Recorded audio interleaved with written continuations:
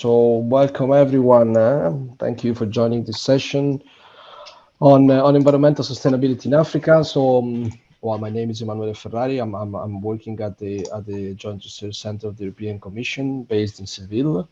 And yeah, this is an organized session we organized together with a bunch of colleagues all working here in JRC. As you've seen, the session will be about the sustainability issue in the African continent. We'll have four presentation on soil erosion, on effects of climate change, on adaptation effects of African economic integration, on balancing economic environmental SDGs and environmental sustainability using a social accounting matrix. Well, I think the etiquette is more or less known, so there will be 20 minutes per each presentation. Then we will open up discussion. You can either use the chat or raise your hands. I will give you the words, and you can raise your question. And then we will have a small transition from one presenter to the other, and I hope we will be in time for the full presentation. So I will not take more time on this. So I will now leave the word immediately to Martina Sartori. As I said, she's working at the Joint Research Center, the JRC, in Seville, and she will present the first paper, which is about the economic effects of soil erosion in Africa, a 2050 analysis. So I shut up. The floor is yours, and I will maybe tell you something when 2 minutes are left to go. Okay? Great. Thank you, Martina. Do you see the full Yes, screen? yes, now it's okay. Now it's okay. Go Great, ahead. great. Now. Okay, so fine. Some background about soil erosion. Soil erosion refers to the absolute loss of topsoil and nutrients. And there are different sources of soil erosion. The most important one is from water. So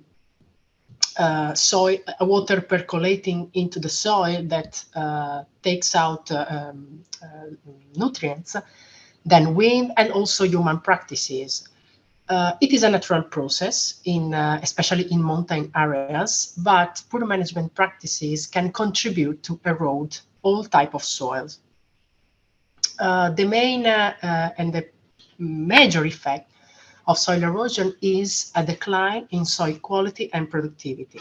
So it means that soil erosion threatens crop yields, food security, and human health, dampening economic activity and increasing poverty in developing countries. Some background about soil erosion in Africa. The amount of degraded land in this continent amount to about 5 million square kilometers, so an area which is bigger than the European Union. Almost half of this area, like Algeria, for example, is eroded by water. A recent study by Borrelli et al. In 2017 found that the highest soil erosion rates due to water affected many Central South African countries. And a study we conducted some years ago to estimate the economic impact of these erosion rates found that the major losses in terms of crop production refer to horticulture and cereal production. So the aim of this research is understanding what will be the situation in the future. That is, how much will soil erosion by water affect this continent in the long run? To do that, there's a second, more recent study by the same researchers, biophysical researchers, that estimated soil erosion rates at the year 2070, so far into the future, under different climate economic scenario based on RCP, SSP combinations. We apply the same methodology proposed in our previous two papers to analyze which are the country-level impact of soil erosion in Africa under one scenario only, which is the combination of one RCP, the medium one in terms of greenhouse gases concentration, and SSP2. So which are the modeling steps? First, we need the estimates of soil erosion rates from this biophysical model called RASLE and run by our colleagues, biophysical colleagues, at the year 2070. Then there is a well-established equation in the literature that converts soil erosion rates into land productivity losses. In particular, land productivity losses are the result of the ratio between the area of severe erosion per region over total agricultural area in that region. This share is then multiplied by a percentage, 8% in this case, which comes from a deep revision of the literature about how much of this share will be translated into loss of land productivity. Then land productivity losses are linearly scaled down to 2050 because we decided to run our economic model till 2050 because running it till 2070 was a bit too much far into the future. So we prefer to stop our time horizon at the year 2050. Then land productivity losses feed the magnet CG model. How? Has a shock to the land productivity parameter of the production function. And the shock is applied uniformly to all crop activities. So there is no differentiation between crop sectors. And we will discuss it a little bit in the caveat section of the presentation. So why the magnet CG model? Well, this model is based on the well-known, well-established GTAP model, calibrated to the most recent available database, and it is extended with several additional modules that turn out to be very useful for our study. In particular, the possibility to have a flexible CET function and land allocation. So there is the explicit representation of the rigidity in agricultural factor markets. Land can be transferred between different agricultural activities. Then there's a flexible CES production structure. And finally, magnet allows to model land supply endogenously with a region-specific asymptotic agricultural land supply function, so that any increase in land demand is also correspond to change in the real rental rate of land. It means that the potential for bringing additional land into agricultural production is limited and is more expensive once the equilibrium point reaches the asymptote, that is the maximum amount of land available in the country. Here the slides show the land productivity losses at the year 2070, so not scaled down to the year 2050, as produced by our biophysical model. You see a focus of the map on Africa, this to allow you to see which are the most affected regions and countries of Africa, so Central, South countries. In the next slide, you can see some number. In the table, there are 29 countries and regions from the African continent, corresponding to the regional aggregation of our simulation, plus 7 residual aggregations. You can see that indeed the most affected areas are those countries are those located in the central south part of the continent, and largest shocks amount to -7% in terms of land productivity losses. Less affected countries are those located in the north and really southern Africa. The scenarios we have implemented is basically one, but with one differentiation. So as I told you, we have used only the soil erosion rates estimated under the scenario RCP 4.5 SSP2. So we run a baseline scenario based on SSP2 consistent economic projections till 2050.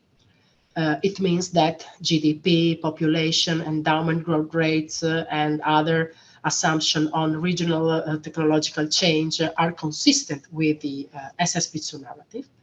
Then the baseline, as you know, is perturbed with our shock, which is the land productivity losses computed previously. The difference, of course, between the counterfactual and the baseline gives the impact of our the resulting market impacts of soil erosion. But we run the baseline and the counterfactual scenario twice, with and without an assumption, an exogenous assumption in this case, about land technology improvements. In Magnet, we have some assumption about how land will improve its technology in the future. And we decided to run the scenario twice because we found out that this assumption may be important in dampening the effects of soil erosion. Indeed, if we have a look at the first preliminary results of this research, the impact on GDP may vary substantial if we take or not take into account this hypothesis on land technological improvement over time. You can see the total in the second table, the right-hand side table. You see the two totals at the end of the table. So SSP2T stands for technological improvements included, whereas SSP2NT stands for not included, technological assumption not included. You can see that the impact of soil erosion on the continent is negative, of course. As the shock is negative, we are reducing the productivity of land. And if we don't consider the possibility to have improvements on land technology over time, this impact may be substantial and much larger.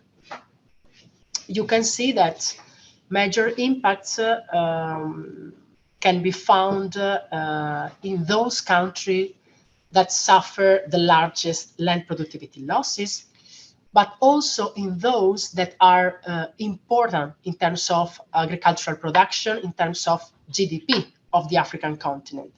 One country is Nigeria.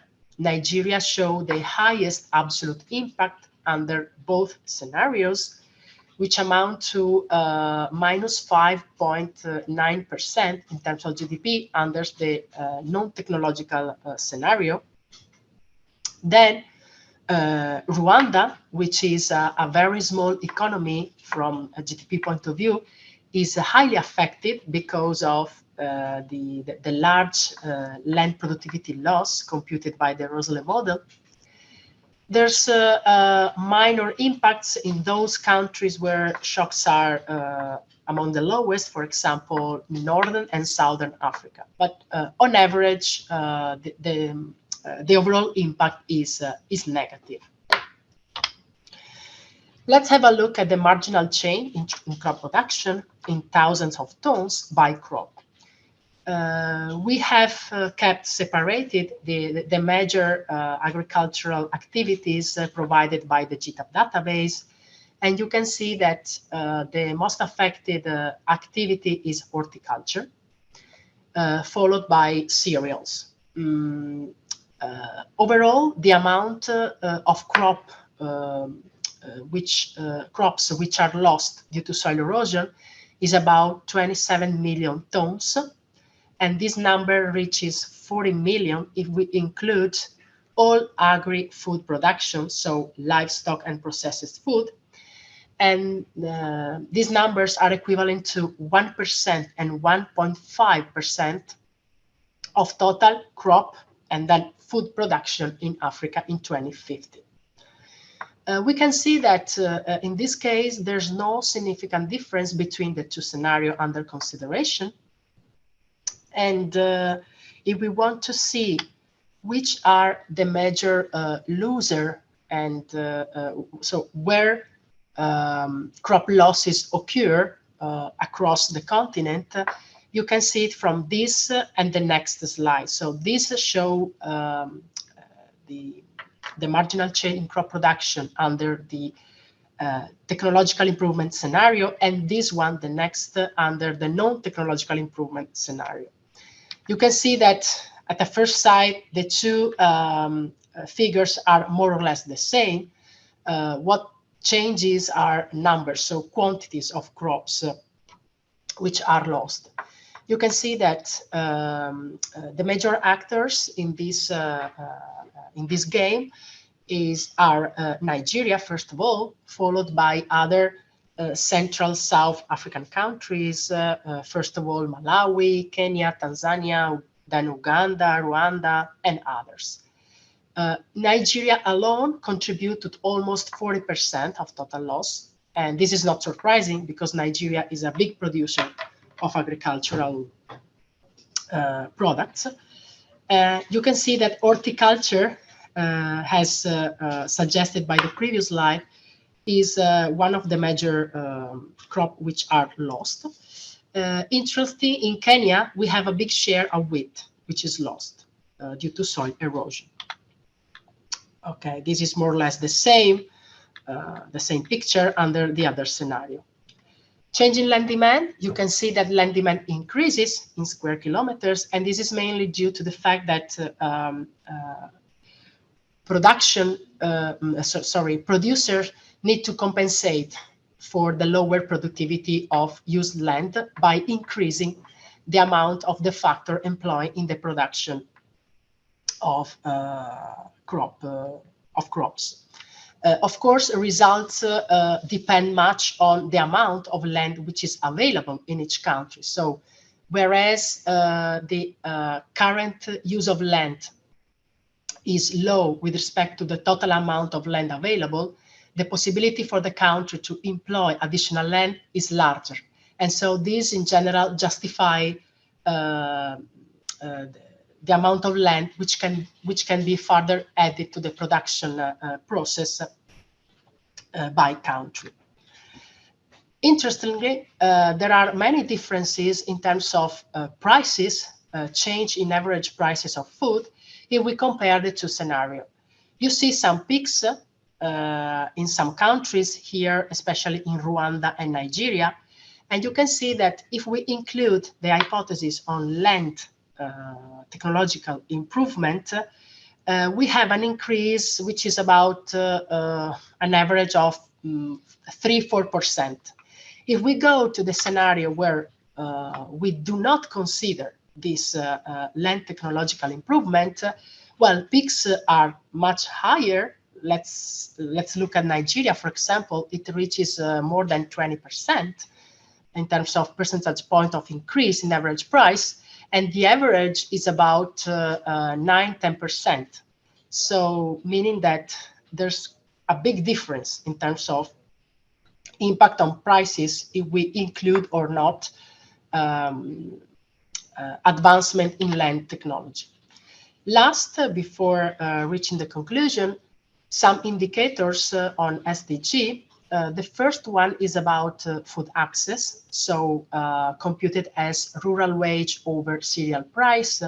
And you can see that in general, the index, the indicator decreases. The indicator level is around the unity. This is for you to understand the magnitude of the reduction in the indicator.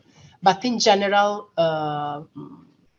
the message is that soil erosion will reduce food access in almost all countries of Africa. And the same conclusion holds for per capita food consumption. You can see that it is reduced in all countries under all scenarios, and in particular under the scenario without the land technological improvement. And this is probably related to the fact that under this last scenario, the average food price of food increases a lot, much more than the first one, affecting the ability of household to consume food products. Some caveats. In this study, there's a lot of uncertainty.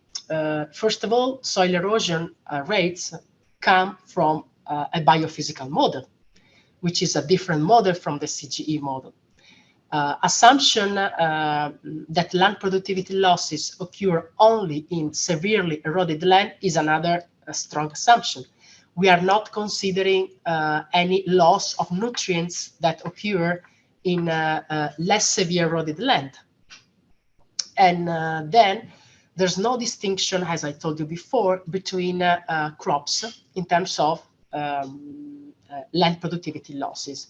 And this may be a big caveat, because actually it could be that different crops can have different response to the same loss of fertility of a certain soil, and this is not taken into account because it is not possible to do it with the biophysical model that provided us the soil erosion rates. Then, as I told you before, we are trying to couple somehow two models that are very different. One is a site-specific model working at grid cell. The other one, as you know, is a model working at the national level. So this may generate some, they have different temporal and spatial scales, which may generate some issues when it comes to put together, to use the output of one model as input for the other. And then soil erosion is also a local problem. So going from the local level to the country level may also generate the loss of some information. Finally, okay, good. Finally, soil erosion by water contributes to almost half of the problem. So soil loses its fertility mainly due to soil erosion, but there are other, as I told you at the beginning of the presentation, there are other factors: wind erosion, poor management practice. So if we want to say soil erosion will bring about the loss of this amount of GDP, we are for sure underestimating the real amount, because we are not taking into account other sources of soil erosion. We need to specify that this is soil erosion by water only. So to conclude, the most affected countries are those located in Central South Africa. First, because here are located the highest soil erosion rates, as predicted by our biophysical model. And second, because in this area, there are many important producers of agricultural products. Importance of improving land productivity to reduce the impacts of soil erosion. Indeed, there are significant differences between the two scenarios we consider in some indicators, not everywhere, but in some indicators, in particular GDP, crop prices, and also SDGs. Something related to future research, we would like to test some policy to reduce soil erosion that are lacking at the moment in many African countries. So the idea is to think about it and to see whether the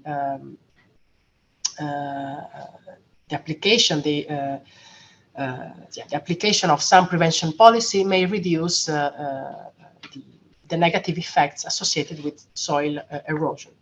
And if you have any suggestion or knowledge about it, they are really welcome. So thanks a lot for your attention, and I am available to answer to your question. Thank you. Thank you a lot, Martina. So yeah, as usual, the virtual raise your hand or put the question in the chat. We have 10 minutes for discussion. Dominique. Thank you. And thank you, Martina. It was a really very interesting presentation. On on the linkage between the two models, I was wondering whether you wouldn't consider using the land use database that GTAP has, which provides land use by, at least by agroecological zones. So provide a little bit more refinement. You'd have to find a mapping between the grid cells and the AEZs, but I think that might improve to some extent the estimates. The AEZs on top of that have kind of, differential crop production across the AEZs. So that might be one thing you would consider. Just for information, and you guys are board members, so you have the database, but the version 11 of the database has an additional 10 sub-Saharan African countries, I think. So you may also be able to get a little bit more refinement throughout the continent with the more detailed database. And the final point, and I'm glad you mentioned it in your conclusions, is what are the policies that might be implemented to deal with this erosion issue. You may want to connect with the AgMIP groups that are doing a lot of work on the crop models. And I know many of them are looking at different farming practices. So you may want to engage a discussion with them to ask them what kind of farming practices may be available, and then think about how to, cost them out in the CGE model. Yeah. But very, very nice. I really like this work. Thank you very much. Thanks, Dominique. Thank you a lot. Willem, I don't know, Martina, but I guess not much to answer. No. Yeah, thanks for the suggestions. This is what I can say. Please, Willem, go ahead. Yeah. So thanks, Martina. Very interesting. I was also immediately thinking about the AgMIP work and how some of that can be interesting to connect with. Perhaps a bit practical. You look especially at crops, right? I think, or because I was curious also about the price developments and how the interaction with the livestock sector, perhaps, is because I remember just off the top of my head that you have a couple of these African countries which have like huge land areas which are used for like this extensive grazing and things like that, and that has quite an impact on the land use dynamics in the model as well. And I've always seen that the prices are quite influenced in quite a big way through these livestock sectors as well. But if you show these price developments, then you also only look at the crops. Yes, I am focusing on crops, but of course with Magnet we can look at livestock, and indeed we did it for a previous study, which is more or less the same. The only difference that we run several scenarios at the global level, so for all the world. And in this specific analysis, it came out that livestock production is increasing in some countries, whereas in some others it's decreasing. And even more interesting, land demand is switching from agricultural activity towards livestock ones, as livestock activities are not affected by this productivity shock. Okay, yeah. Because of course, livestock activity use input from crop, livestock activities can be considered a sort of downstream sectors. It uses input from other sectors which are affected by the land productivity shock, and as a result, there might be some impacts in terms of livestock production on one side, but on the other side, land used under livestock activities is not affected by the productivity shock, meaning that is kept somehow with the same productivity, so it becomes relatively more competitive. So it's interesting to see what is going on in this complementarity, we can say, sectors in agriculture. And I will have a look for sure also for this study. Yeah, so because just a final thought is that I have experienced that Magnet really likes to expand the grassland use in African countries if it has the only slightest possibility to do so. And we found that sometimes not to be very realistic as well, this switch to grassland use in the future. But that's, yeah. Okay. Okay, great. Interesting, thank you. Thanks, Willem Jan. Thank you. Please, Mohammed, you can go ahead. Willem, I think you're done now. Yeah. Thanks. Okay. Yeah, thank you very much, Martina, for the very, very interesting presentation.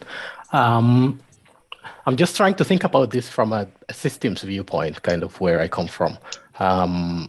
So when you get soil erosion, what happens to that soil? Does it get deposited somewhere, and does that result in the creation of new agricultural lands somewhere else? Would that potentially be, make some countries winners, like countries that are downstream in terms of water flows? Do they have better conditions and more agricultural lands? Thanks. Thanks, Mohammed. It's a good point. We are considering only the erosion in terms of loss of nutrients.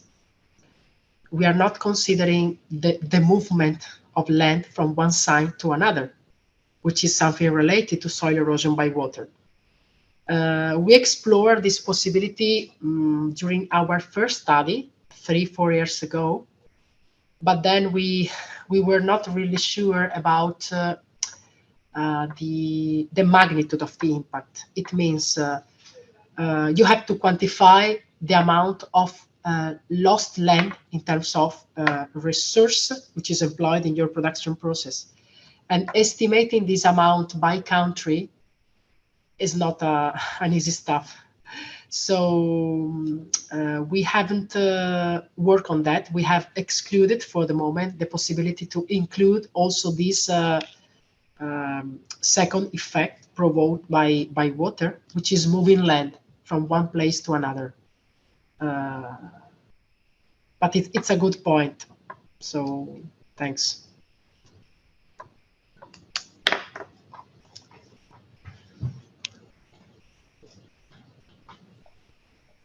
Right, still have a couple of minutes in case there is an additional question or comment. I don't mind asking another one if I. Yes. No, I don't think. No, I think it's good. I always get triggered when talking about land productivity, and I was actually just earlier mailing with Antti about some of these things with the SSPs and the land productivity data. So what you did now for this with the technological change for the land, is that the SSP assumption, so to say, the SSP2 assumption? Or, it's the A-LAN header magnet. Yeah. Okay. Yeah. So and there's a couple of like standards because I worked in the image team as well, and they worked on these projections for this land productivity. So you could also think about, instead of doing it not at all, just taking, for example, the SSP3 land productivity will be a lot lower in the trend than the standard SSP2, so to say. So that might also be a different way to do the sensitivity analysis around that, because I would say that totally excluding it, I think, doesn't make sense perhaps, but looking at this effect of the differences in optimistic assumption of the progress, that's definitely interesting. And then you could do like SP1, 2, 3, and then that's basically the range of from very optimistic yield progress to not so to less optimistic yield progress. But I don't know if you had thought about something like that, because it's a bit difficult. I understand it's a bit difficult to decide on what would make sense when you add this salt degradation, of course. So there's not. I can imagine it's difficult. That's. Yeah. No. Thanks a lot. Well, first we have to. We depend on the Russell model. So they have simulated soil erosion rates under 3 scenarios: SSP 1, 2, and 5. And for the global study, we managed to run all the 3 scenarios with and without the A-LAN assumption. Okay. Here, for the moment, we have tried only SSP2. And the truth is that SSP1 and SSP5 does not run for the moment. The model does not calibrate at the end of the period. So there are some adjustments we have to introduce in order to get the scenario running. But the idea is to extend the scenarios covered by the analysis to include to tackle with uncertainty, and so to consider what you are saying. All right. Yeah. All right. Cool. Makes sense. Looking forward to see more of that. And that's. Thanks a lot. Fine. Okay. Thank you very much. Thank you, Martina, again for your presentation. Thanks for the comments and the questions. I think they're very useful for the future of this work. So it's time now to change. Bit of applause from my side for your presentation. I'm sorry, they're just virtual.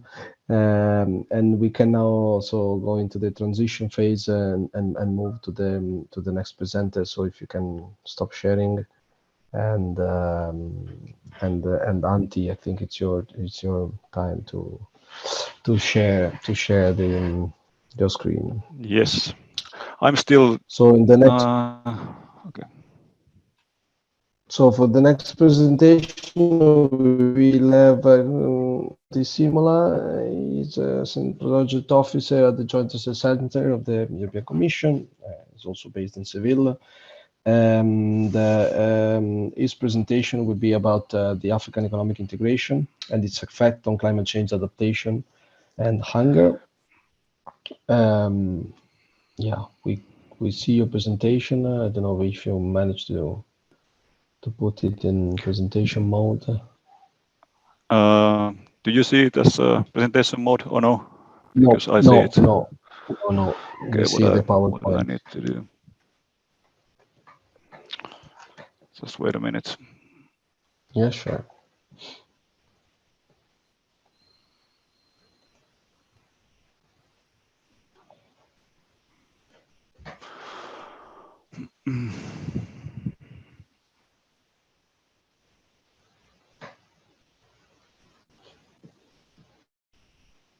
Is it better? Do you see it now? Yeah.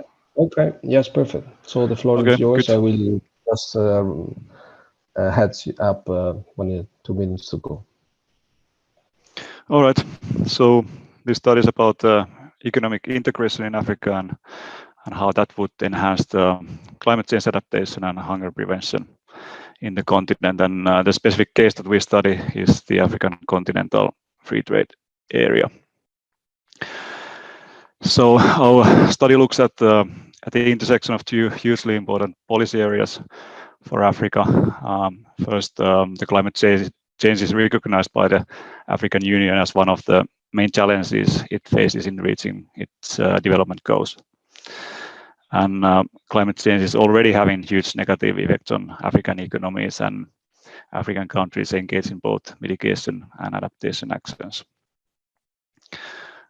Second, last year, the African Continental Free Trade Area was launched, and this is a very ambitious set of policies that seeks to further integrate the African economies by forming the world's largest free trade area when measured in member states and population. And the study I present here is a continuation to our earlier study where we looked at AFCFTA's economic impacts quite broadly. And in the study, we found that the effects are mostly positive on several economic variables. For instance, the regional incomes will increase, trade will increase in general for African countries, and in particular between other African countries, and therefore it's likely to make Africa less dependent on non-African trading partners, which is one of the main goals of the AFCFTA. We also found that food security impacts are also mostly positive. That study was, however, limited in how it regarded the various aspects of climate change, and we only considered the business as usual baseline, the SSP2. and we didn't specifically look into emissions or adaptation capabilities of the either. And this gap is particularly important but little studied aspect of the AFCFTA. And in this presentation, I'm describing our attempt on this topic. Unfortunately, this is still much more work in progress than I thought, and we haven't been able to do anything but preliminary analysis yet. So any suggestions on improvements or additional directions are more than welcome. So climate change in Africa. There are several high-level studies that confirm the unfortunate paradox of climate change in Africa, which is that Africa is both a region that contributes the least to the problem, but it is also the region that remains the most vulnerable to it. The share of the African continent of the total CO2 emissions is small when compared to the population, and it's really negligible if we think about sub-Saharan Africa alone. But still, the damage has already been significant, and there's one study, is Diefenbaugh and Berg from 19, that says that between 1991 and 2010, Africa lost 13.6% of its GDP due to climate change, although the effects at this period were much smaller than the ones that are predicted for the future. And the IPCC suggests that if the temperature increase cannot be stopped at this ambitious goal of 1.5 degrees, that will have widespread impacts, especially in Africa. One reason why African economies are that vulnerable to climate change is that they source their incomes disproportionately from climate exposed sectors like agriculture and forestry. And this dependence on agriculture adds another aspect to the problem, since climate change directly affects the food security situation that is already under stress. And there's some estimates. Well, the meteorological organization estimates that food insecurity will increase 5 to 20% points with each flood and drought event regionally, and those events are likely to become much more frequent due to climate change. And overall, there will be 40% increase in the amount of people affected by food security because of climate change. So it is quite clear that nowhere else than in Africa is climate change so directly connected to the worsening of human welfare. Next to the climate policies in Africa, and Africa already engages in many policies that aim to mitigate and adapt to climate change. And this overall mitigation goal is to reduce the emissions in 2030 by 42% of the predicted business as usual level of that year. And adaptation, it might be even trickier. And IPCC predicts that already 1.1 degree increase in temperature is enough for some African countries to reach their adaptation potential. And we might see this already in Eastern Africa that has recently experienced recurrent drought spells that are already very hard to adapt to.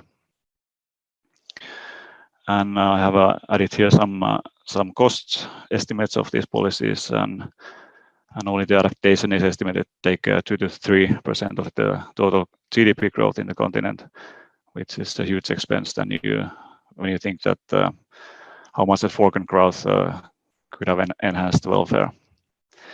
And the temperature increase to 2 degrees would require $50 billion USD yearly adaptation costs until 2050, which really highlights the urgency to limit the warming to 1.5 degrees in Africa. And the Africa's nationally determined contributions sum up to $3 trillion USD by 2030, and the mitigation is a dominant share of these expenses, and it is mostly financed by non-African entities. So next to the trade liberalization and climate, so how are they interlinked? What does trade liberalization has to do with climate adaptation? Well, the economic theory suggests that the trade liberalization leads to increased consumption possibilities and welfare. And in case of climate adaptation, this larger bundle makes the economies more flexible to adapt to changing world market situation. We can think, for instance, a country engaged in free trade that can adjust its consumption in case of adverse weather events better than more protected countries. And there are a few studies here mentioned that indicate to this way. In addition to this static effects, there are also possible dynamic gains to be expected from trade liberalization, because more open trade also expands the technology frontier and can attract more FDIs. It's also helpful in both adaptation and mitigation. There's also a possible downside, however, to this, as the increased incomes have a potential mitigation risk too, as increased consumption also usually means higher emissions, and which of these effects will dominate is essentially an empirical question, of which we hope to learn more with our modeling exercise. And thus far we know only one study that has looked at this intersection of AFC-FTA and climate policies. It's this Penguin and others from last year that's showing that AFC-FTA's effect on CO2 emissions are quite stable. They might increase some non-CO2 emissions and decrease air pollutants. And that study considered only SSP2, the business as usual scenario, whereas in our study we look at the full array of the SSPs. And here is a reminder of the SSPs that stands for shared socioeconomic pathways, and they are hypothetical socioeconomic scenarios of some plausible climate futures. And they function on these two axes of adaptation and mitigation challenges. The SSP2 that we used in the previous study is the middle of the road scenario, and it assumes that both mitigation and adaptation have intermediate level challenges, and it essentially represents the business as usual development from where historical trends do not significantly change. And when challenges for both are low, we have the SSP1 scenario sustainability, and when both adaptation and mitigation have high challenges, we have SSP3, that's called regional rivalry, and SSP4 and 5 are combinations of low and high challenges. For this study, we have these research questions. So first, how much can economic integration contribute to climate change adaptation and mitigation in Africa? In other words, how much AFC-FTA's economic gains vary in different future climate scenarios? Second, does more ambitious trade liberalization on particular sector yield additional adaptation gains? So in other words, are there some sectors that where if you target trade liberalization on those sectors, that would have some additional climate policy benefits? And finally, how much does the achieved adaptation contribute to hunger prevention? And of these three questions, we have some preliminary answers for numbers 1 and 3, but the 2 is still pretty much on to-do list. And the method, we use the same method as in the previous study. We use the CG model magnet, which is a dynamic multi-regional CG model that is based on GTAP. At this point, version 6 of the model and version 10 dataset, and it has several additional modules that make it quite a comprehensive model for these kinds of studies. And we run 5 scenarios here. So we run different baselines for these 5 different SSPs. And so it's our previous study with the alternative SSP baselines. And on each baseline, we simulate the AFC-FTA tariff and NTM reductions.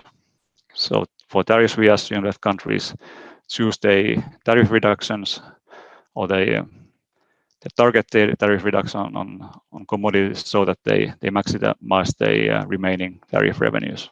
In the previous study, we had also other alternative scenarios for this tariff reductions, but we haven't done them yet on this study. And we were able to update tariff shocks from the previous study where we used 2014 starting values. Now we were able to use 2017 ones, and they have that change didn't have much difference for macro level results, but might be different for some individual commodities. Also, yeah, we got NTMs. We got them uniformly by 50% within Africa and by 25% with African countries trade with non-African countries. And we model NTMs as a mix of AVEs and iceberg costs, so that range generating NTMs are modeled as AVEs and cost generating NTMs as iceberg costs. And we consider technical barriers and sanitary and phytosanitary measures as the cost generating NTMs. So in each baseline, we have exogenous GDP, population, capital, and labor use, and they vary over SSPs. And agricultural yields, they are also exogenous, but they don't vary by SSPs. And I just got to know that we have actually data to do the simulations with varying SSPs. So the results that I'm going to show you in a minute will be outdated tomorrow when I have run the new simulations. So this is how fast things move nowadays. And then I can move to the results. So here I present the results for the three first SSPs for two reasons. First, those first three, they neatly align on diagonal, and now that's most informative. I think SSP 4 and 5, they are mixed and could therefore add some noise to the interpretation, so I left them out. Also, second reason is that I'm not completely satisfied with the SSP 5 runs, and they probably require a closer look. And I saw these results as percentage deviation from the baseline. And it should be kept in mind that these percentage deviations probably don't fully correspond to absolute deviations, as it's based on a different baseline. So GDP is presented here, and we see that differences between different SSPs are quite small. And they are slightly smaller in more sustainable scenarios. So this higher GDP growth in this regional rivalry scenario also generate a higher GDP growth from tariff reductions. And we see that there's some regional differences at RAC's level as well, but they are quite small. On the next slide, I have the same results for household consumption, and it is has a slightly more variation, but the pattern is quite similar. And as in our previous study, that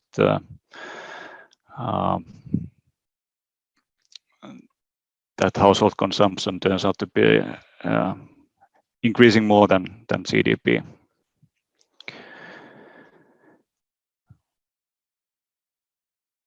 And next we go to food consumption. That is also correlates strongly with household consumption, of course, and we see that in each of these scenarios there's an increase in food consumption, and it is highest in the SSP 3 scenario.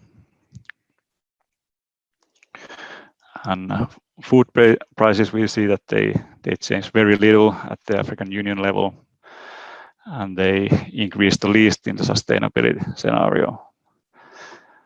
And as we see, so both the food prices and consumption, they increase on average, but we cannot say exactly what happens to purchasing power of low-income household, since the model has only one representative household, and for that reason we have one indicator. It's a ratio of agricultural low-skilled workers' wages to cereal prices, and we see that these results are positive. So even lower income households purchasing power to food seems to be increasing in all of these scenarios. And so these are positive results for improving both food security and decreasing poverty. And we also were able to calculate the number of undernourished, and we see that it decreases in total. It's a positive result, and again, the most positive result happens in this regional rivalry scenario.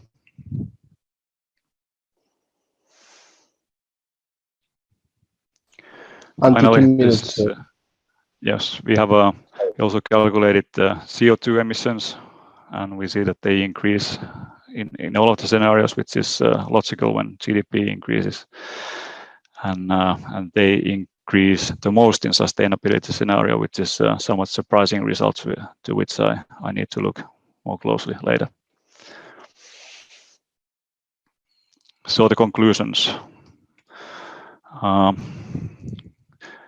These are very preliminary results, so they saw an increase in incomes for each scenario, so the results are positive, but it also shows that AFCFTA gives a boost to climate change adaptation capabilities, not a large boost, but a boost anyway, and it's a sort of a zero cost or negative cost boost coming from a positive GDP gain.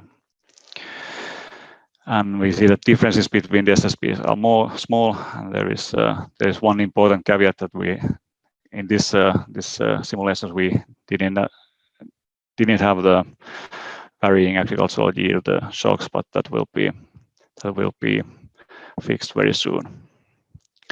So I leave it here. Thank you. All right. Good. Thanks a lot for the presentation. Right. So as before, we have 10 minutes for questions and comments. Please raise your hands if you have any question or comments, or write it in the chat.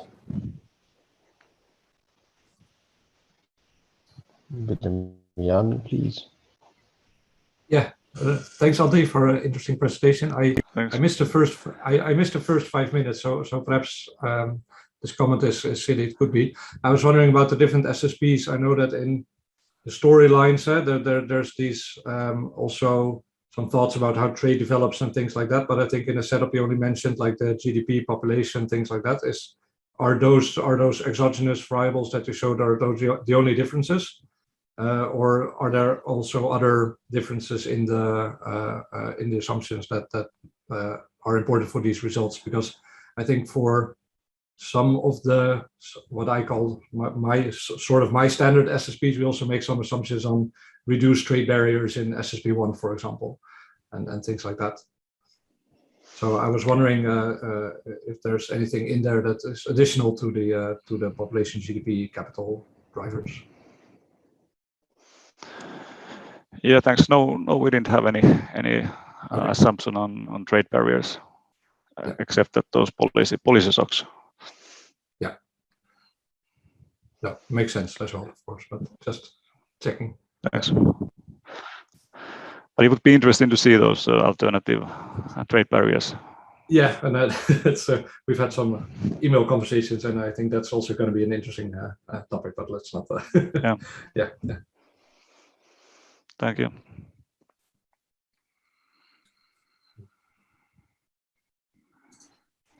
Thank you. Anybody else want to join the discussion?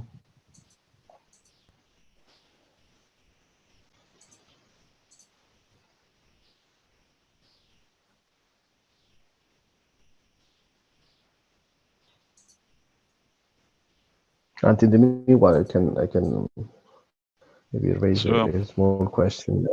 I mean, I was wondering, in order to really try to model somehow, you know, the different possible climate shocks for, and then to compare how the trade agreements would impact on in the different baselines. It's I mean, the more or less know what also William said. Is it the exogenous variables that take into account are enough, or do you think we would need a few more additional variables, parameters to take into account to really mimic, you know, the different?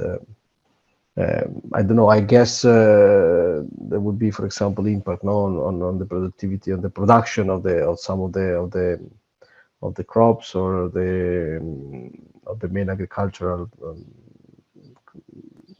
activities in particular in Africa, no, in the different scenarios. I don't know how much these shocks that you are integrating are taking into account these possible quite wide changes that we might expect. Well, I think the most important that I can think of are these yield changes, yield trends, and I think we can apply them very, very soon. But other than that, I'm not sure. Yeah, I mean, you've checked.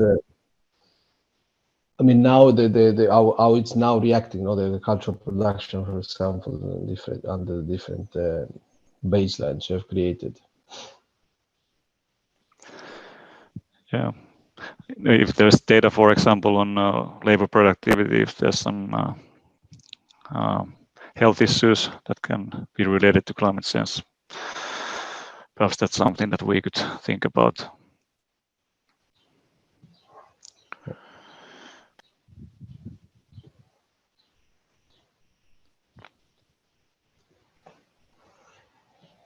Okay, thank you.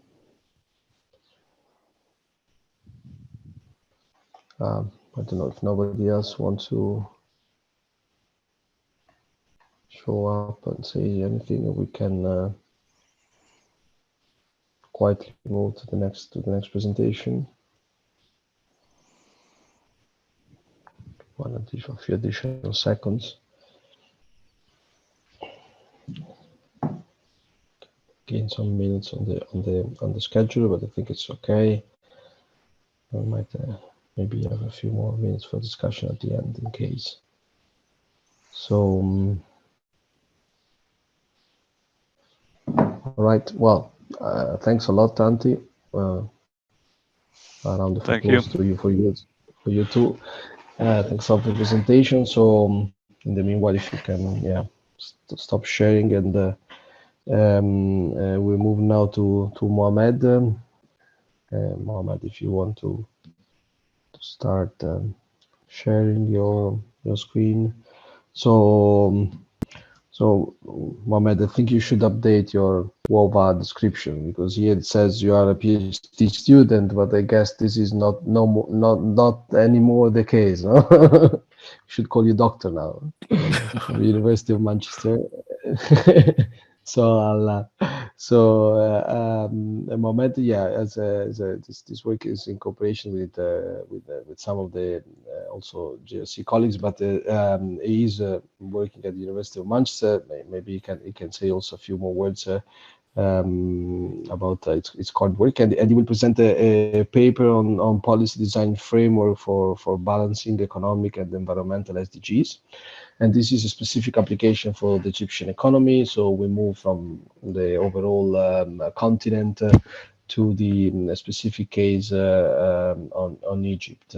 So even if we are slightly, we have some more time, but I will give you the usual 20 minutes, and then the floor is yours. I will raise my voice when 2 minutes are left for you. Thank you, Mohammed. Up to you. Thanks. Thank you very much, Emanuele. And my name is Mohammed Basheer. I'm a research fellow at the University of Manchester. And today I'm going to present some work that I've done with other colleagues whose names are listed on this slide. And the presentation is about a policy design framework that can be used to design national level policies to achieve any economic or environmental goals that can be captured through a economic analysis. And here we're focusing on the SDGs, and we'll show an application on the Egyptian economy. So overall, some context, in 2015, the world countries agreed to adopt sustainable development goals that they would like to achieve by 2030. These include 17 goals, 169 targets, and 231 unique indicators. But if we look at the global progress towards the SDGs, we see that it's off track overall, and especially uneven, although we can see some progress in some of the SDGs like poverty reduction, but others still remain off track. When trying to design national policies aimed at supporting the SDGs or progressing towards the SDGs, I think one should consider the uniqueness of countries and regions. So, for example, each country or region might have unique economic, political, institutional, social, cultural, and environmental characteristics which makes having one general set of policies to achieve the SDGs not really practical. So and then also when we look at different SDGs, we can see that sometimes there are trade-offs between them, sometimes there are synergies between them, and these trade-offs and synergies, the idea is we need to design policies that help us minimize these trade-offs and help us in the end zeroing on one set of policies through inclusive dialogue. So to try to achieve that, to try to help us look at these trade-offs between the SDGs, we propose this framework in our studies called National Policy Design and Screening Framework for Sustainable Development. And the framework enables policymakers to look through complex policy spaces to identify efficient policy portfolios that balance economic, social, and environmental goals. The framework combines three analytical processes. First, the economy-wide simulation using a CGE model. And then we've got artificial intelligence-driven multi-objective search, which I'll explain in a minute. And then we've got also machine learning to help understand the degree of influence of different policies on sustainability performance. The flowchart you see on the right side, this shows the framework, and it has three main steps. They are numbered from 1 to 3 on this plot. So the first step is to identify SDGs that are prioritized for achievement. So this could differ by countries, depending on their performance in achieving different SDGs. But then you also need to identify instruments and performance indicators that you can use to first try to achieve the SDGs and also to assess the progress towards the SDGs. This first step is normally done, well, we suggest that it's done through an inclusive multi-actor deliberation process to select these instruments and indicators. Then the analytical step, which is connecting an economy-wide simulation model with artificial intelligence search algorithm. And what the artificial intelligence search algorithm helps us do is to identify the set of solutions that we call efficient. And these solutions are the ones that minimize trade-offs between different SDGs, because the trade-offs are there. But we need to identify the ones that are minimum. So if we are looking at two indicators, for example, X and Y, we're trying to search for this frontier, which minimize the trade-offs. Then from all these set of solutions that are efficient, there's also these go into a deliberation process in which different policies are looked at by stakeholders and evaluated in an iterative process. And if all the selected all the generated solutions are deemed unacceptable, then new set of policy instruments could be produced, or all the policy instruments could be refined, and then the analytical process starts again until a solution can be selected in the end. So just to put it in a very simple way, the framework, if we can simplify all these SDG objectives into, think about if somebody wants to buy a house and you've got 2 criteria you want to use to evaluate houses, so distance to work and cost of the house. So what you're really looking at, and the houses that you want to look at, are the red points here.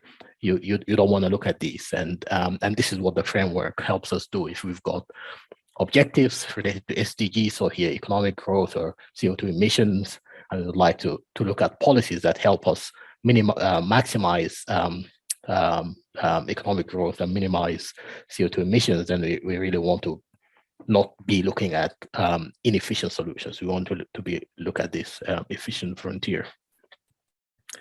So how does the multi-objective artificial intelligence work, and how does it do this? So this is not new. This has been applied in many fields. So the idea of linking a multi-objective search algorithm to a simulator or a simulation model, regardless of what the simulation model is something that has been done before. So the idea is you've got 3 steps, again, in that iteration between the search and the simulator. So you've got the search algorithm here. It's called multi-objective evolutionary algorithm, or called normally MOEA. So what happens is that you supply it with certain policy levers that the MOEA will try to change to achieve that frontier of best performance. So these are called decision variables, the variables that can be changed for the performance to be improved. So these variables then are passed to the simulator. In our case, it's a CGE model. And then the CGE model simulates the system, in this case, the economic system, and then evaluates the value of certain objectives. And these, in our case, are SDG indicators. And then pass this information back to the MOEA, which then starts learning with iteration. So it continues doing this process for a while until a stopping criteria is met. But through this iteration, then the artificial intelligence really happens, and that's where the learning process happens. And how it learns is by imitating the natural biological evolution process, by looking at the selection process, which is survival of the fittest, the crossover by reproduction, and mutations to try to improve solutions over iterations until it reaches that frontier. So it's really a heuristic approach. It doesn't really look at the mathematics of the simulator, but rather try to learn the pattern and generate better solutions with iterations. A stopping criteria here, in this case, we're looking at a maximum number of iterations. So we're saying, okay, do 90,000 iterations, and then after that show us what, the solutions that you got. And then after the iterations are done, we do some sort of non-dominated sorting to make sure that all the solutions that are out there that are dominated are removed, and then we end up with this frontier.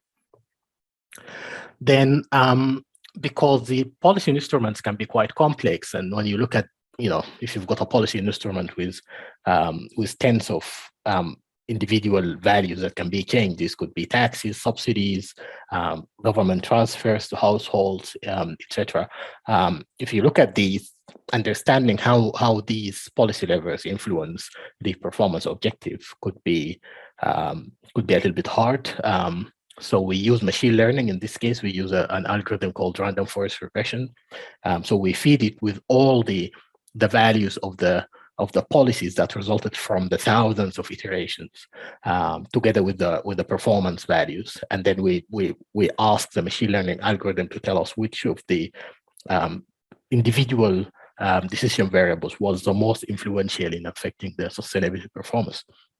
So the idea from this is to try to really help, move from the complexity of that iteration towards something tangible for decision makers. I'll show you results for Egypt regarding that later. So the case study application is the Egyptian economy. Some background on Egypt. It's located in Northern Africa. If you look at 2017 data, the poverty rate was around 32.5%, and the Gini index was around 0.31, which is not very high, but there are still aspirations to bring that down. In terms of GDP, it's the second highest in Africa. And in terms of CO2 emissions and energy subsidies, it's also the second highest, unfortunately. So if you look at this plot at the bottom, this shows, based on World Bank data, it shows a contribution of each of the African countries to the continent's CO2 emission, and Egypt is sitting number 2. So a few challenges that the Egyptian government is trying to handle and while achieving the SDGs. So in order to apply that framework on the Egyptian economy, we just needed to construct these different parts. So we needed to come up with a simulator, select an MOA, come up with decision variables with objectives. And I'm going to explain this now with which selections we did. So regarding the simulator, we developed a CGE model, dynamic recursive single country model for Egypt. And we used the standard CGE model of IFPRI. Then we calibrated the simulation model to run dynamically under the SSP2, middle of the road scenario, and the data to calibrate the model to this baseline was based on EASA database.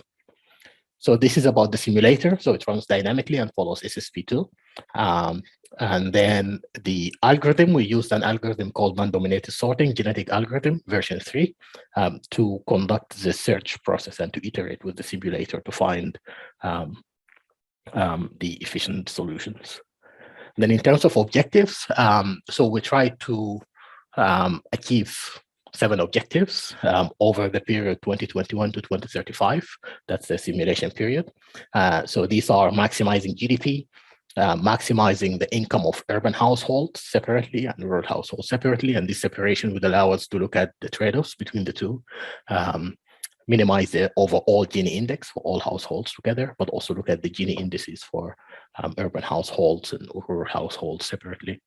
And then lastly, minimize CO2 emissions. So these are the 7 objectives. This plot here is just for illustration. It doesn't show the 7 objectives, but in the case study application, we have 7 objectives. Then lastly, the decision variables. What kind of policy levers are we allowing the framework to change to try to tell us the best solutions that minimize the trade-offs? We looked at 4 formulations for decision variables to try to understand how throwing in more policy levers into the mix can help reduce the trade-offs. So first, we looked at 11 decision variables, and these include the distribution of government transfers to households. So in the CGE model, something I forgot to mention is that it's calibrated to a social accounting matrix that includes 10 household groups.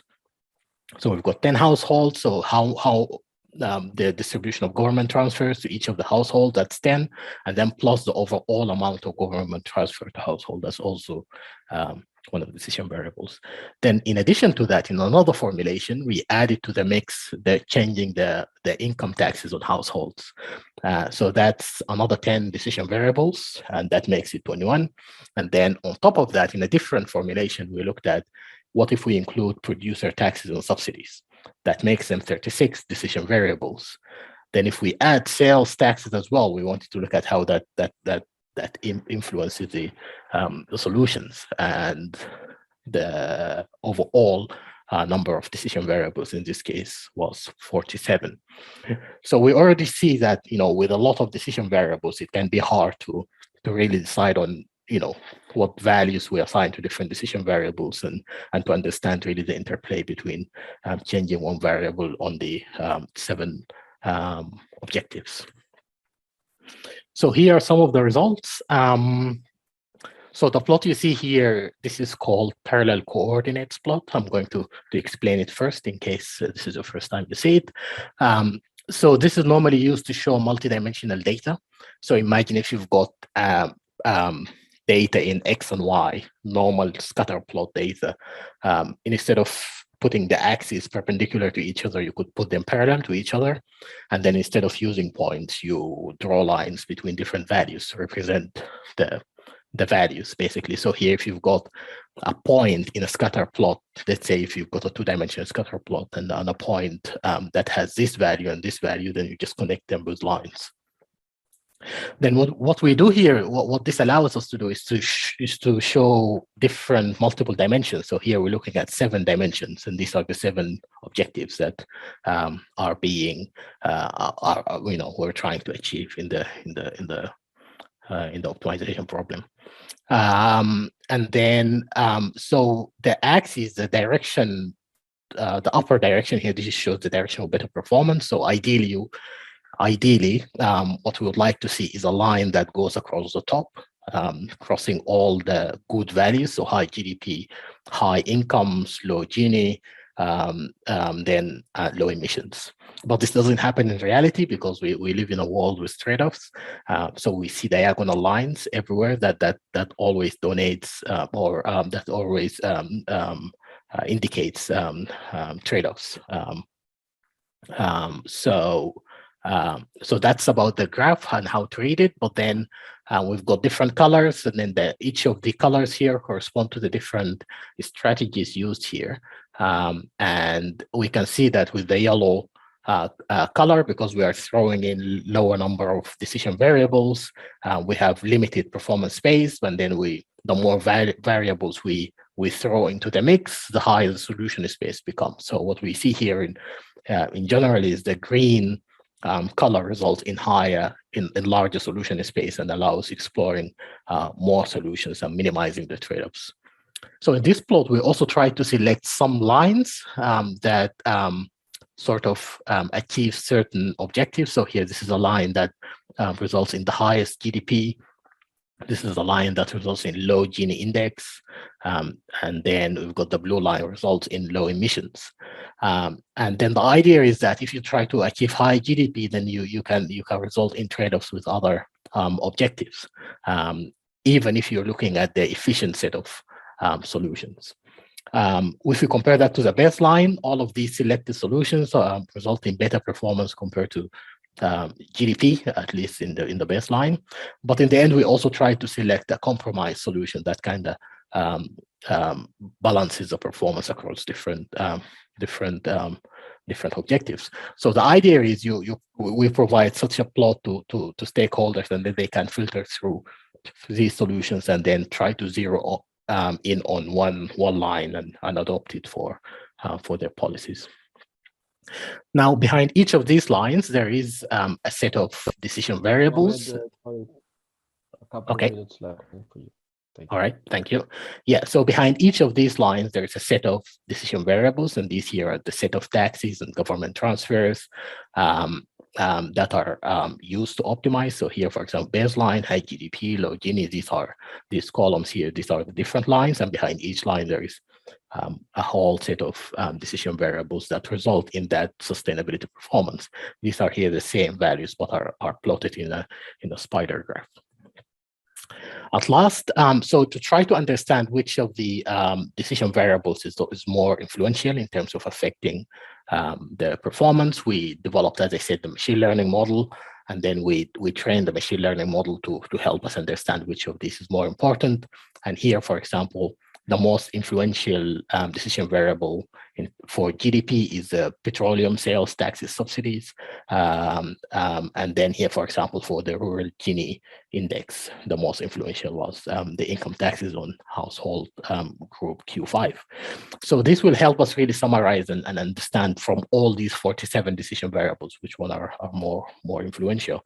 But also, if we look at an aggregate metric, in terms of which of the decision variables influences the multiple performance metrics, then here we can see that petroleum sales tax subsidies is the highest influencer in terms of SDG performance. So in conclusion, what we've seen in this study is that achieving the SDGs involves trade-offs and synergies between different goals and targets, and we're hoping that the framework can help at least identify the efficient set of solutions that minimize the trade-offs.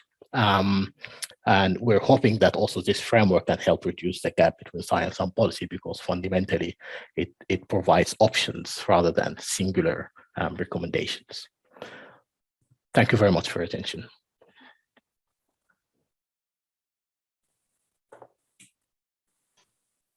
Thank you, Mohammed. That was perfect timing. Yeah, the discussion is open. Dominique, floor is yours. Yeah, thanks, Mohammed. That was really very interesting. I really like the approach. I've been thinking for a little while about using machine learning in economics, but I'm too old for that. So it's really nice to see a young fellow like you getting into it. Just one question on the policy choices. Did you consider kind of a joint removal of many of the existing distortions? I'm thinking there of energy subsidies with the carbon tax and then various kind of recycling mechanisms, and whether that might not be an optimal strategy. Yeah, thank you very much for the question. So in terms of the decision variables, what we looked at really here is the produced in terms of energy. We're looking at, the most influential one is sales taxes on petroleum commodities, and that's one that's the one which is used as part of the decision variables. There are currently high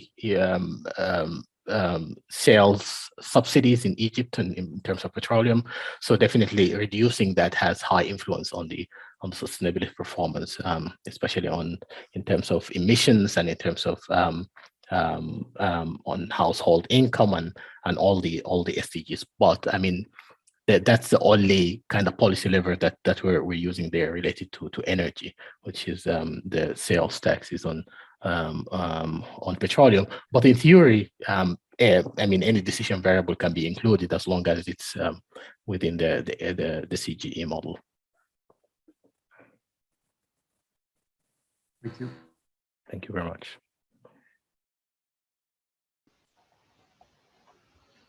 Any raised hands? A couple of comments or question.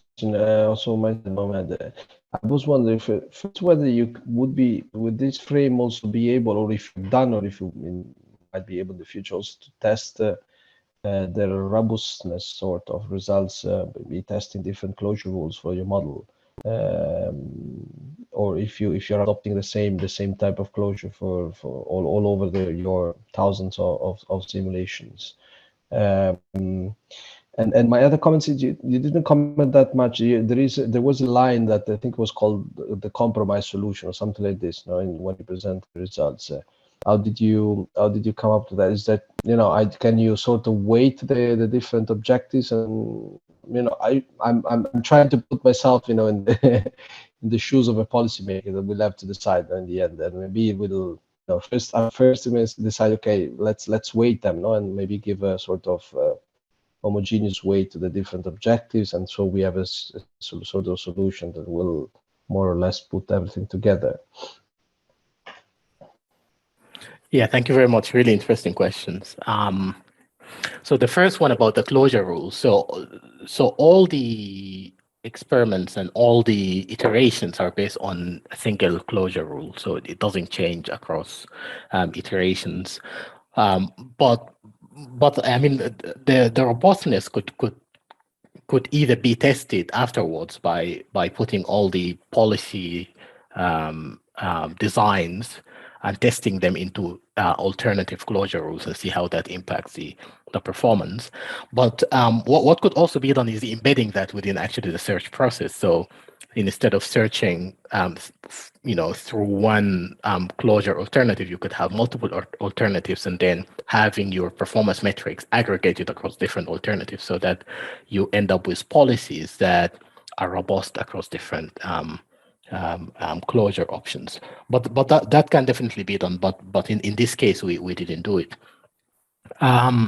So regarding the other question, the selection of the policy design, that's normally the hardest part. I mean, we've done that, but not in the economics field. We've done it with stakeholders in terms of in an application on infrastructure investments in water resource systems, and that's normally the hardest part.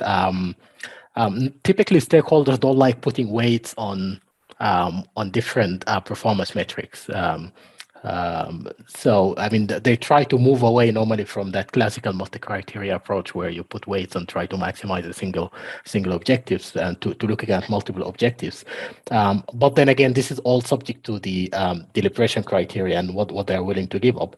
How we came up with the compromise solution is we said, okay, let's try to find a line that results in better performance compared to the baseline across all metrics. That doesn't exist. We found one line, the line that we're showing now is one line that results in at least the same GDP performance as the baseline, but improves all the others. So that's how we selected it. But then again, yeah, I agree with you. That's really subject to stakeholder deliberation.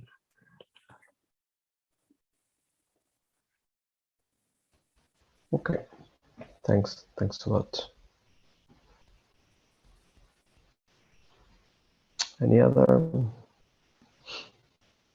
questions or comments from the audience?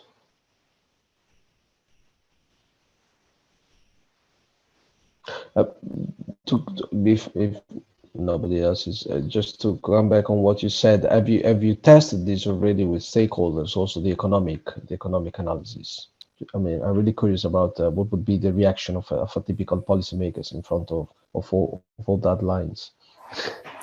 No, not yet. We haven't, but we've got the tools. Actually, we've got an online tool called Polyvis. If you go polyvis.org, there's an online tool designed to kind of plot all the solutions in this parallel coordinates plot.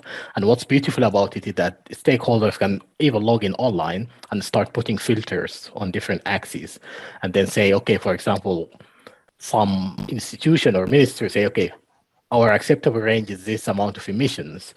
Our acceptable household income is this amount of household income. And then you have your filters, and then you end up seeing the lines that go through your acceptable ranges, or perhaps you end up not having any lines going through the acceptable ranges because the trade-offs are too high. But we haven't really tested this in the economics sphere yet. We have done it with infrastructure investment, as I said earlier. Which I think it was quite successful. So, but we really look forward to doing this with economics as well. Okay. All right, good. So just to make some publicity, there will be another application of this that will be presented, I think, tomorrow, if I'm not mistaken, by Victor during the conference. So if someone is interested in looking, I think he already presented this morning. You already presented. Okay, so sorry. So okay, you can look at the paper or the register or the recording afterwards. All right, so we can move to the last presentation. If there is, Willem, yeah. No, that was an applause. Okay, yes, I join with this round of applause, and yes. So thank you. So Andrea, if you, yeah, good. If you can start sharing the screen. So we will now move to. Can you see already? Yeah, but not in presentation mode. Okay. So we will now complete. Thank you, Mohammed, for your presentation. That was yeah, it's very interesting. We now move to the last, surely not least, of the presentation of this session. So now will be the turn of Andrea El Meligi. He's again a colleague of ours at the JRC, at the Johnson Center in Seville. And it will present a sum-based approach for Cameroon. So again, a specific case study. In this case, we go to Cameroon. We'll look at the environmental sustainability and job creation. We cannot yet see the presentation mode, Andrea. I don't know whether you will be able to move. Let me try again. Sure.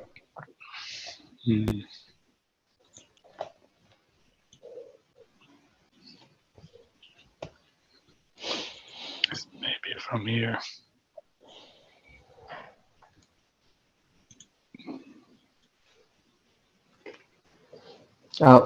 Just to go back to the previous, Mohammed, if you want to share the link you were mentioning in the chat, if someone is interested, you can just include it in the chat so people can look at it.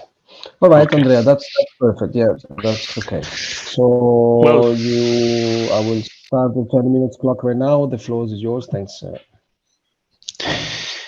yeah, thank you also to Mohammed for this presentation. It's kind of interesting also for the results we're going to show at the end of the presentation. And it could be maybe a good application for optimizing some results. What we are going to show right now is a work that we are proposing as a kind of exploratory research. It's about Cameroon. We are doing, it's part of a bigger, let's say, construction plan of building some across Central African countries mainly. And as we know, when we use the social accounting matrices, we need to use, of course, national accounts data. And from this perspective, we can start building then different application. Of course, sum-based approach is the first one that we have explored so far, also for testing and calibrating the work the work of the sum building. But then also, of course, then the sum can be used as driver for starting CG modeling, dynamic, static, and also other types of analysis. In this case, what we are going to see is about the environmental sustainability, and we call it also job creation, in the sense that we can, of course, see environment and employment as a two driver of wealth, and so somehow, wealth for the employment and environmental for the emission target we're going to see. What we in the way we want to, let's say, address our presentation, we're going to achieve, let's say, three of the main objective we set at the beginning. So building an extended social accounting matrix, so that take into account also the gas emission, so air pollution, and that means CO2 equivalent greenhouse gases. Then we present the employment intensity of carbon equivalent. We started this work initially with a focus on the CO2 emission. Then we also extended it to non-CO2 gases. So we will present the employment intensity of carbon indicator that mainly represent a measure of efficiency useful to determine the sensitivity of different regions, sectors, and also to mitigation-driven changes in consumption expenditure across the supply chain. And then at the end, we'll present some policy implication in view of the potential emission reduction target that are presented in the nationally determined contribution. Starting with the first objective.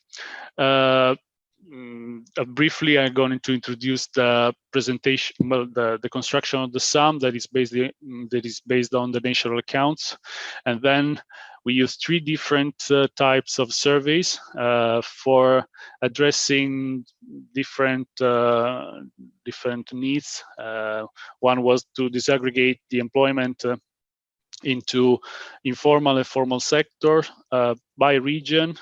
So we divided the employment also by region, by 12 regions, and also by skill. So we will have three different skill level that are, of course, divided across the countries and across the region of Cameroon. So mainly these are the characteristic of the employment, let's call it account. And then for the emission accounts, we have 4 types of gases, all expressed in CO2 equivalent. So CO2, methane, nitrogenous, and F gases that are also taken into account. The sum-based model is mainly based on the Leontiev approach. So we have the I minus sum, so the inverse matrix of the I minus sum. And the employment multiplier and the emission multipliers are obtained as by using a ratio. So E and G in this case that you see at the beginning of the last two equation are mainly the ratio between the emission and the output in the later case, and in the first case the employment and the output. This is the disaggregation by industry of the sum.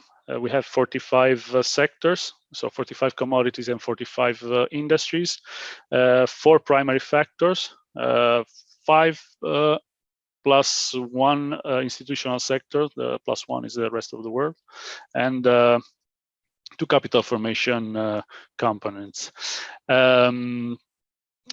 So here we have, we are going directly to let's say to the multiplier results. On the left side of the presentation, you'll see of the slide, you see the employment multiplier, and on the right hand side, the total emission multiplier by greenhouse gases. One of the effort of this study was to combine these two, linearly combine these two multipliers, as to provide a new kind of indicator that we already introduced as the employment intensity of carbon. So in this case, on the from the employment point of view, we are seeing basically what a unitary variation of the final demand will create in terms of jobs on the left side. So we can, for example, say that in the first bar, A01 is the represent agricultural sector. Per every unit of final demand increase or decrease, we are going to have an increase of decrease of almost 4 job created. On the right hand of the slide, you're going to see the total emission multiplier. So in this case, for every million of FA variation of the final demand, we are going to have a variation in terms of ton of CO2 equivalent of each of the sectors that are highlighted in the right hand of the chart. Combining these two indicators, these two multipliers, are gonna give us a new measure, as I said, and this is how we created mainly the indicators. So every million, as we said, spent in each commodity creates simultaneously an impact in the emission and in the employment due to the increase in domestic production. And for example, in the next slide, in here we're going to see what an exogenous impact on the commodity demand can create in terms of employment when CO2 equivalent emissions are changed. So from this slide, that is also divided by region. So you can see by different color every region. We have the disaggregation of per Cameroon of Cameroon. You're going to see in here mainly the employment that is associated to 1 tons of CO2 equivalent. In this case, it could be very interesting because the fact that the higher is the emission multiplier, the smaller will be the impact on the employment. So when we increase the final demand or decrease the final demand by 1 unit of FCFA currency, we're gonna observe a reduction of 1 unit, also 1 ton of CO2 equivalent, and in here we can immediately see also the impact on the employment that is associated to that unitary decrease of the CO2 emission or increase of the CO2 emission. In this case, for example, the agricultural sector, A01, is the one that has the value, the highest value associated to any CO2 equivalent emission, to the CO2 equivalent emission per unit of final demand variation. These are the regional results as we saw in this indicator here. We can see clearly which is the countries that have, which are the area of Cameroon that are mainly affected or mainly interested in case we want to reduce or increase the final demand. And for example, the east area, we can clearly see that is one of the most important in terms of agriculture production and also related to the employment increase or decrease. And also East region and the Yaoundé region. This is a slide that mainly shows the importance of this tool because it clearly highlights that every area has a different composition and reacts differently to a decrease or increase of the exogenous final demand, and also the employment associated to the CO2 equivalent is different. What can we understand from, for example, from this slide? If we want to reduce the emission in the A02 sector, in this case, A02 sector is the livestock production. There is also part of the agricultural sector in general. If we want to reduce this sector, we will have a high reduction in terms of CO2, but a low reduction in terms of employment. This is we will see this also in the results of the policy scenario we're going to propose based on the nationally determined contribution. And on the other hand, if we analyze the A01 sector in this region, we're going to observe that the impact on the employment, it will be much higher if we want to reduce the emission in this area and in this sector. So if we want to proceed on the let's say on the policy implication, the nationally determined contribution also offers different scenarios. One is mainly that in 2030 there will be an increase of the CO2 emissions by 119 megatons CO2 equivalent, and they are also proposing in this nationally determined contribution two different way of reducing this, of mitigating this greenhouse gas emission. In the first scenarios that we are going to observe is the unconditional scenarios, where there's no, we call it unconditional in the sense because in the NDC they are proposing one scenario where there will be an intervention of the let's say international community that would help in the infrastructure and also in the creation of partnership for building and implementing renewable energies, and that would be the conditional scenario. So there will be they were assessing a potential decrease in that case of 35%. Without this intervention, so in the unconditional scenarios, they are proposing a 12% reduction of the emission. This is mainly what we are going to observe right now in the policy scenario exercise. Here we are proposing two different approach and then a combined approach.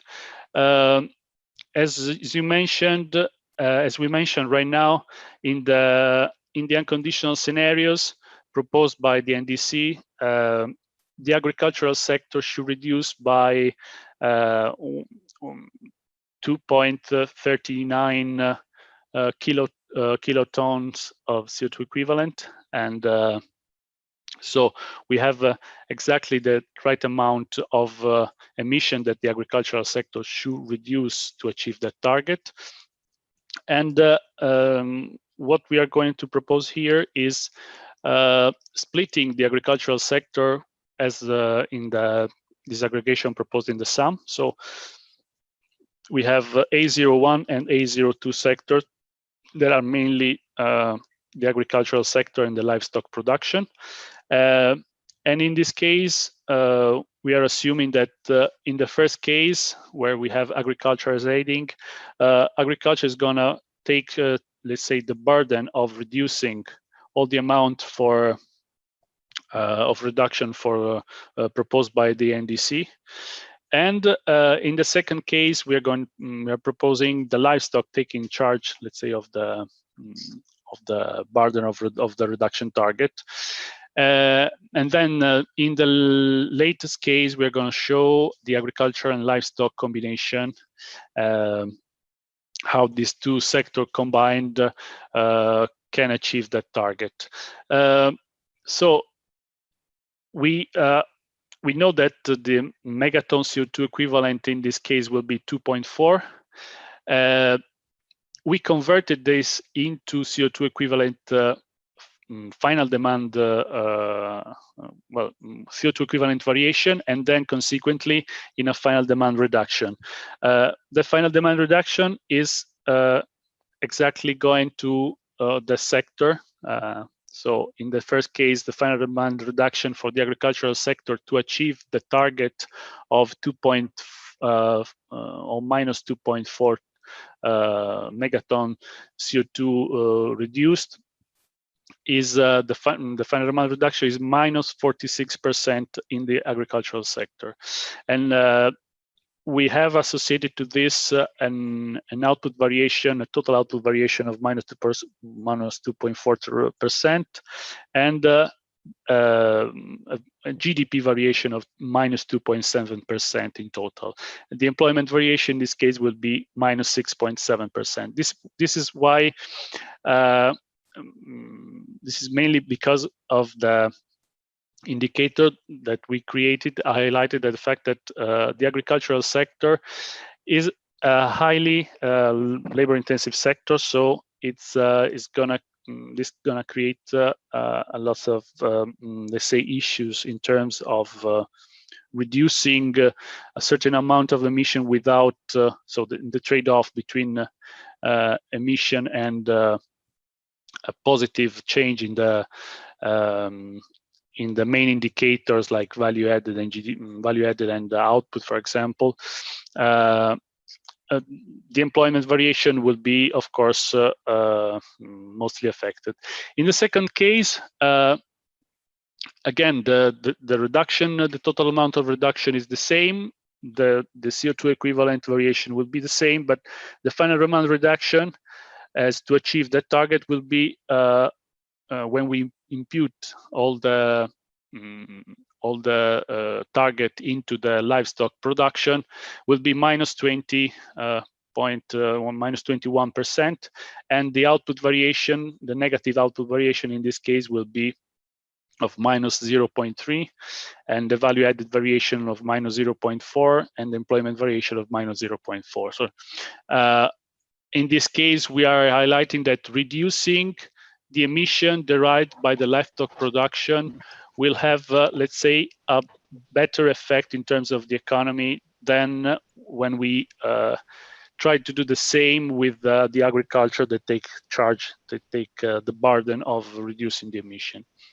Andrea, and this is, of course, sorry, you should start going towards the conclusion. Sorry. Yes, and this is also what is reflected in the CO2 equivalent variation by each gases, and also in the employment variation composition. In this case, if we want to analyze the results per emission and also per employment, we are going to observe the variation on the so a kind of percentage deviation from the pre-scenario condition and a post-scenario condition, and also the composition of the share composition, let's say, of per employment and per gas, per each of the gas. So just to conclude briefly, as we mentioned at the beginning, this exercise, if we want to obtain or have an indication of the reduction target of a potential reduction target, we can check this indicator and see directly from the indicator itself. So let me please go back. So from the indicator itself, understanding which are the sector where we can propose, or we can say that are more heavy to reduce the emission, and some sector that are much more easier to propose a reduction. So in this case, for example, we noticed that reducing the emission in the livestock production will be less painful in terms of employment, while it will be more painful in terms of employment when we do this in the A01 agricultural sector. So this is the exercise we want to propose so far. The extension of this approach will be for sure connected also to the disaggregation of the agricultural sector in the SAM, and also including the households as a producer, and of course also the disaggregation of the secondary distribution and the primary distribution by income groups will lead us across results, and across also mainly conclusions that can be extracted from the income group's point of view. So which will be the income group that will be more affected by each of these mitigation target. Just to underline again the differentiation we have in the employment composition, that are also offering the skill level. So we are going to have also, which is the skill level that will suffer more reduction target, the formal and informal sector, which is will be the more affected, and also which is the area which will suffer more or less this potential reduction target. And I conclude here. Thank you. Okay, thanks a lot. Thanks so much, Andrea. So I think we can again open the discussion on this last paper of the session.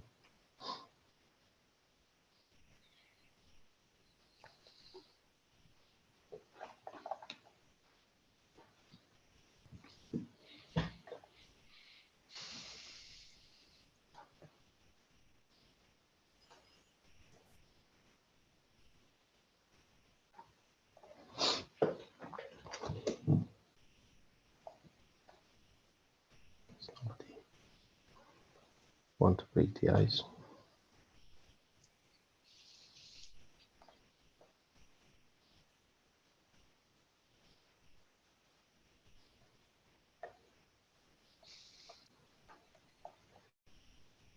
I don't know, Andrea, I might make a more general question in the meanwhile with someone.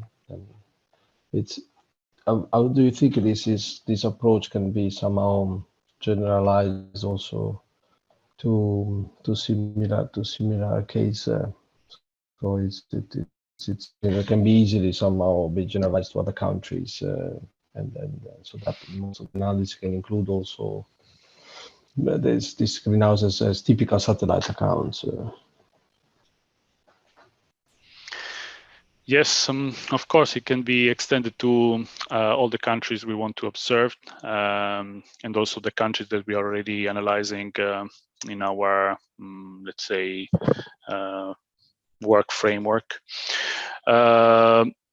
It can be generalized, of course. It has some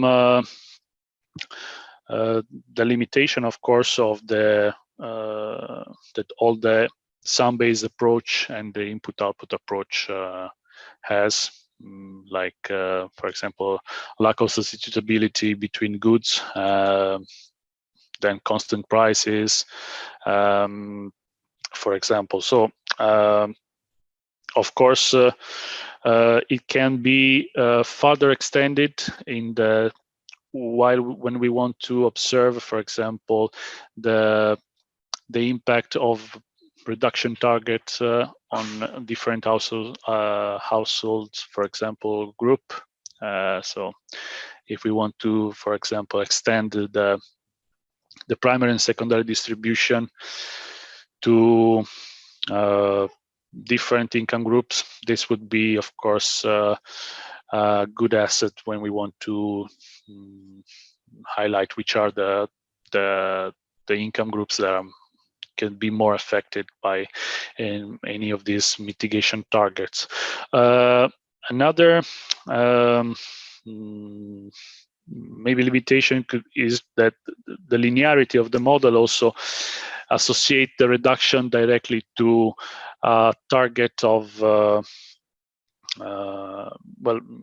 associate the reduction of the emission to a recessive scenario, basically. So we have a trade-off if we want to reduce the emission to somehow reduce also the productivity, and this is, of course, very risky. But I'm confident that in this case, what we can have from this kind of exercise is it's a clear indication of which are the sectors in different countries, of course, which are the sectors that can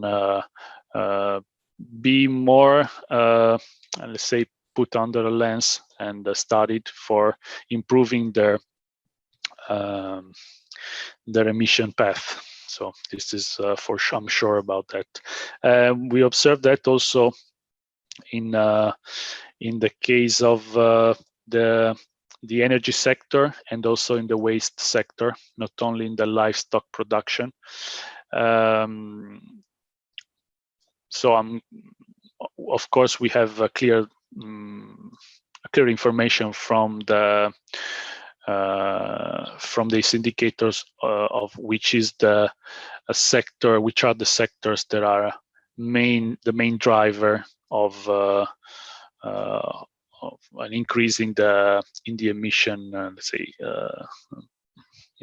increase the emission in general.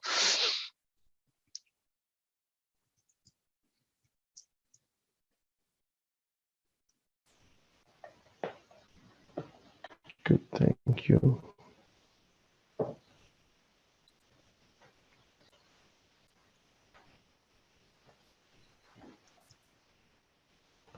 Just checking if someone else wants to join the discussion.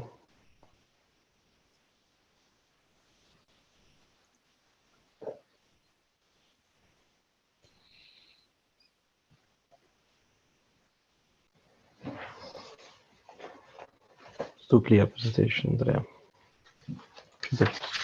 presentation was too clear. It was,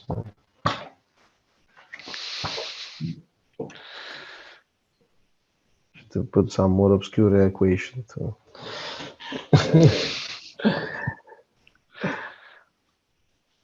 Well, I don't know if there is no other question. Well, even if there are questions left for previous presenter, we still have some time. Otherwise, I think we would need to wrap up the session.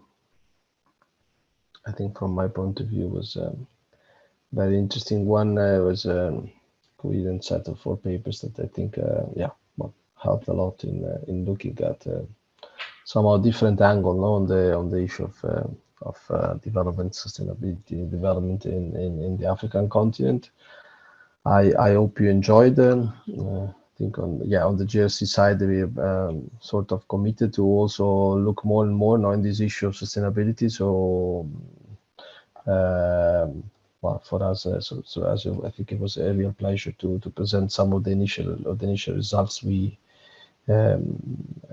all the colleagues have put together in this last month, and well, I guess we will all work again on these topics, and we will be hopefully able to put together additional results and outputs in the next future.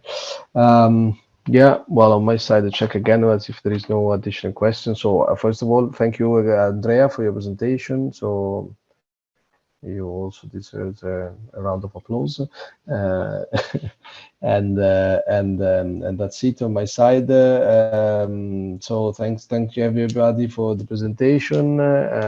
Thanks everybody for joining the session, for listening, and raise some interesting comment and questions. I think for this session it's all on my side. Nothing much to add. That there will be plenary session in a few minutes. So we also finished in time, so you have a little bit more time to relax before joining the plenary session, and then to join all the next section, the coming session tomorrow and the day after tomorrow.